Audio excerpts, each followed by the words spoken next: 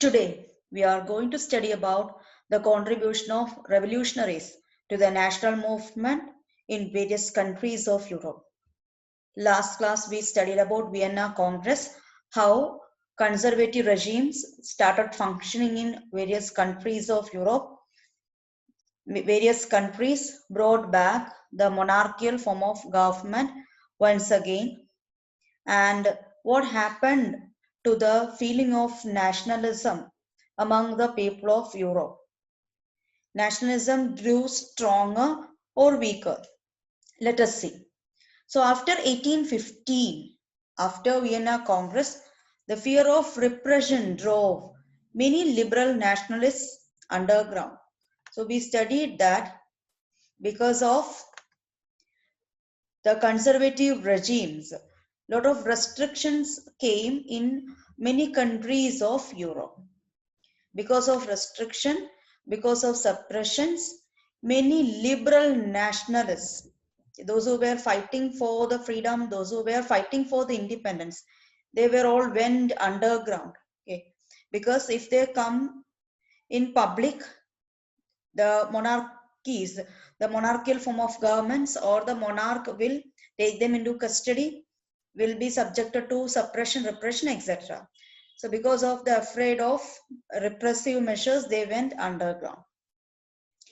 And after going underground, they did not sit quiet. They started many secret societies in different European countries or different European states, and they started spreading their idea. To be a revolutionary at this time meant commitment to oppose monarchical forms that had been established after Vienna Congress and to fight for liberty and freedom. So you are becoming a revolutionary at that point of time meant that you have to go against the monarchical form of government. You are not supporting the monarchical form of government, you are going against the monarchical form of government. And these monarchical form of governments were established by the Vienna Congress. So you are going against the monarchical form of government and you have to fight for liberty. You have to fight for independence. You have to fight for freedom. You have to free your country from monarchical form of government. So the revolutionaries saw the creation of nation states as a necessary part of this struggle for freedom. Okay. Revolutionaries were trying their best to create nation states. So nation state means to cultivate a feeling of nationalism among the people living in different countries of Europe. Bring back the people who are speaking the same language, the people who are speaking same culture, etc. So first you will bring people on the base of culture and language, and after that you will create a nation. Similar people will be in the same nation. So that was their aim. So one such revolutionary was Giuseppe Mazzini. So this is the picture of Giuseppe Mazzini. Who was he? So he was an Italian revolutionary. So revolutionary means the person or the people, the group of people who fought for independence. Those who were behaving in a violent way for getting the freedom.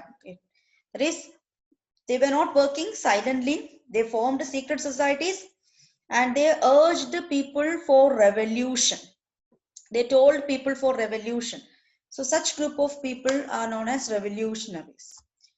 So Giuseppe Mazzini, born in Genova in 1807, that is in Italy, and became this member of secret society called Carbonari. So this is the name of the secret society in which he started functioning, Carbonari. And as a young man of 24, he was sent to exile. He was forced to move out from his motherland. He was forced to move out from Italy. Why he was forced to move out? Because he was the person behind the revolution in Liguria, Liguria in Italy. And after going underground, he founded Young Italy in Marseilles. Now he is out of the country, so he went France and he formed one of the secret societies called Young Italy and Marseilles and Young Europe in Bern, Switzerland.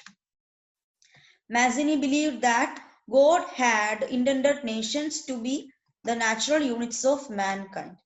So Mazzini, like other revolutionaries, wanted nation states. I told you what is a nation state, bringing similar people into a single territory. That is what we call a nation state, into a nation. Unify people into different nations. Okay, that is bringing the nationalistic spirit among the people. So God had intended nations to be the natural units of mankind. First of all, you have to create a nation, and in that nation, there should be equality, no discrimination, then liberty, fraternity, brotherhood, all those things should be there. Humanity should be there. Okay. Natural units of mankind, humane feeling should be there. And according to him, Italy could not be a patchwork of small states. Italy should not be divided into small kingdoms. It should be forged. It should be unified into a big republic. That was his ideology.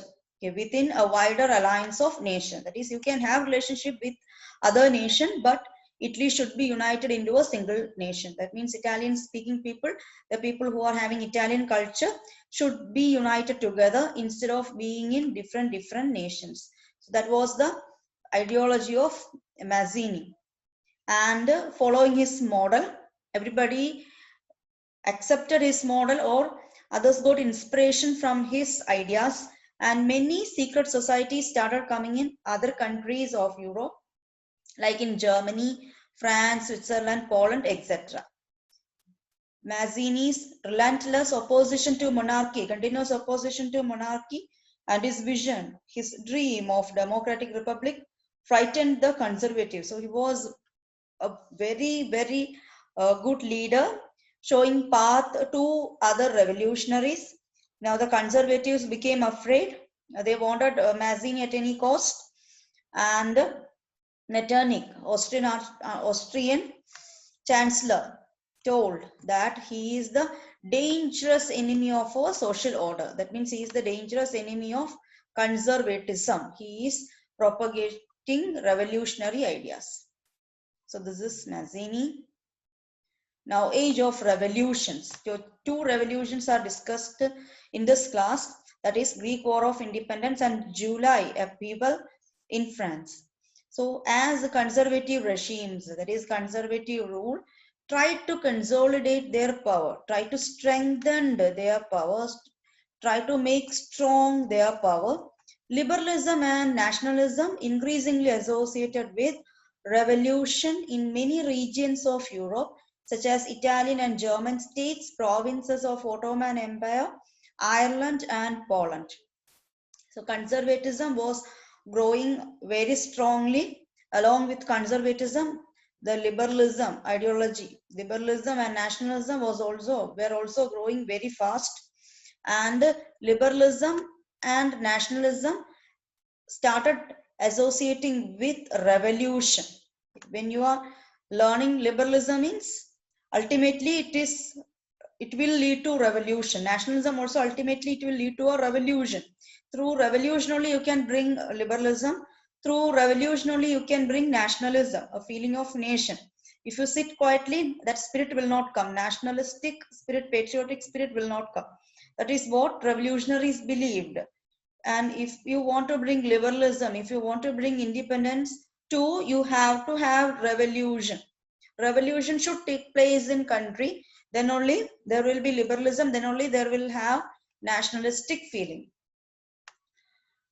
And first revolution in France in 1830, Bourbon kings. After Vienna Congress, once again Bourbon kings came to power in France after 1815, and they once again installed Louis monarchy. Constitutional monarchy came in France, and the head of constitutional monarchy was Louis Philippe.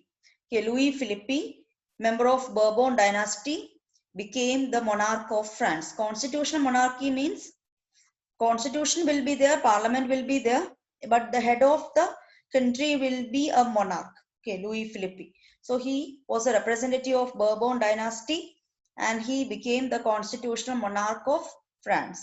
When France sneezes, Metternich once remarked, the rest of Europe catches cold. Okay. So Austrian Chancellor Metternich once told that when France ceases, if anything happens in France, means it will be spreading to other countries of Europe. Not only Europe, other countries around the world. That's how we can recollect the events of French Revolution too. When French Revolution started, it became an inspiration for the similar revolutions occurred in many countries of the world. So after July Revolution, what was the result of July Revolution?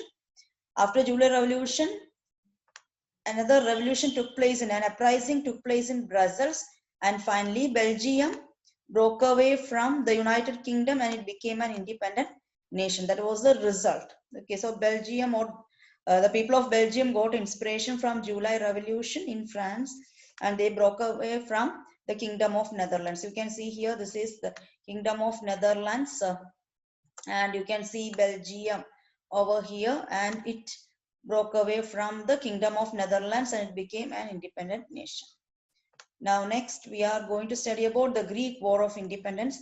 Greek had been the part of Ottoman Empire since the 15th century. Ottoman Empire, Muslim Empire. You can see here Ottoman Empire, and Greece was the part of Ottoman Empire for a longer period of time.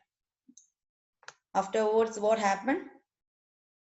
So there too, revolutionary nationalism started coming in a very strong way. Revolutionary nationalism, that is, Ottoman Empire was a very big empire, and the Ottoman Empire was under the control of Muslim dynasty, but in Greece, many of the people were Christians and their culture, language, everything was different.